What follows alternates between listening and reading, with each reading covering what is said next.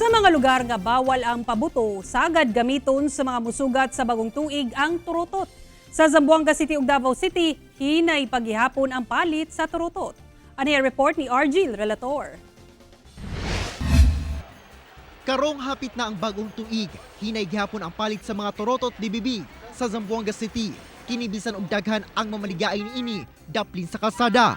20 hangtod 120 pesos ang presyo niini, depende sa gidakon. Matod sa mga mamaligaay, hurot naman gudaw ang turutot ni bomba nga maoy halinon kung itandi sa turutot ni bibig tungod sab kuno sa kahadlok sa katawhan sa virus. Kumusta naman yung benta mo ngayong araw? Wala pang binamano. Wala pa. Opo.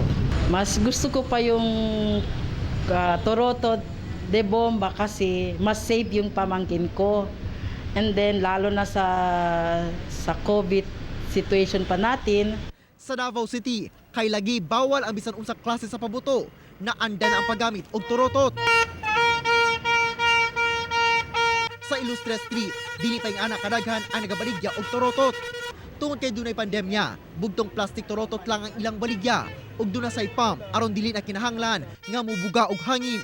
Labi na inig mo testing ang customer. Magamit lang siya dog pump. Bawal siya i-try nga i-blow nimo siya. Ana sa 35 pesos ang isa o 3 for 100 pesos ang dagkong turotot. Samtang tag 70 pesos sab ang pump. Kung set ang paliton, ana sa 100 pesos. Dunasay pahinumdom ang Davao City COVID-19 Task Force labot sa paggamit og turotot. So this is a very risky na kanang activity. Or kung mupalit kag turotot na is-try nimo, you know na kanang di ka kaila kung kinsa ang ni-try atong turotot na niya gipalit nimo. Ana good. Kauban si Leo Arcajes sa kamera. Ako si Argil Relator para sa One Mindanao.